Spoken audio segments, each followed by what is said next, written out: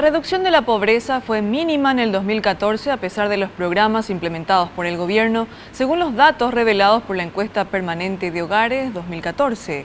El 22,6% de la población paraguaya vive en la pobreza. Nuestra compañera Jazmín García tiene los detalles. Buenas tardes, Jazmín.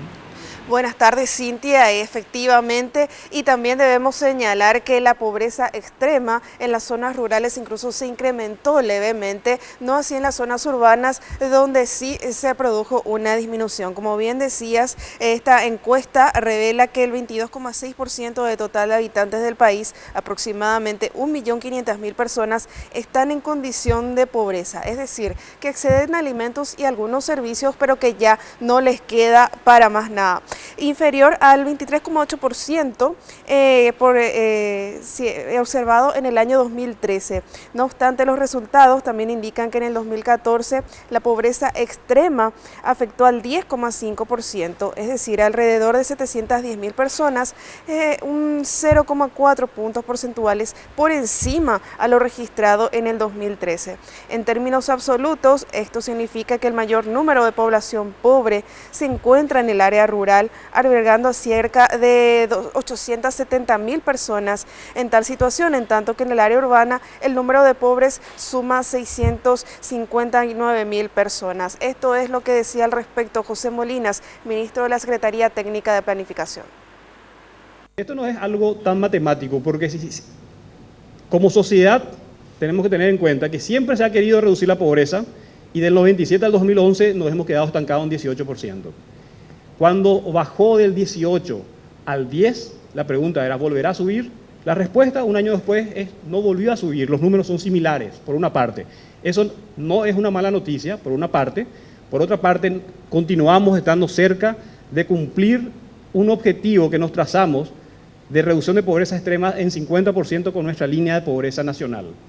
Creemos que el esfuerzo que se está haciendo ha permitido que no rebote.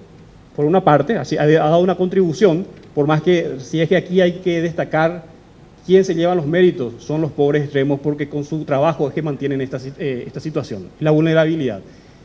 Y continuamos trabajando para apoyar a que los pobres extremos aumenten su productividad al trabajo, con mejores tecnologías, asistencia técnica, mejor infraestructura y monitoreando que los precios de los alimentos no se disparen, porque eso vimos que ha tenido un efecto pernicioso en el pasado.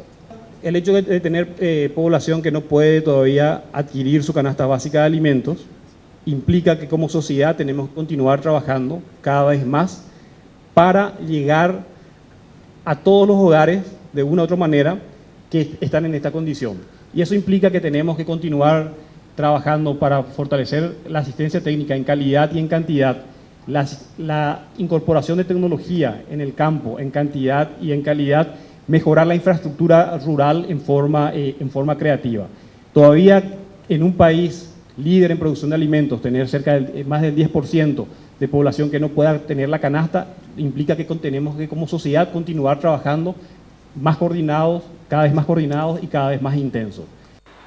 Y estos datos fueron obtenidos por la Dirección General de Estadísticas, Encuestas y Censos en base a justamente la encuesta de hogares realizada entre octubre y diciembre del año 2014 sobre un universo de 20.200 personas correspondientes a poco más de 5.000 hogares.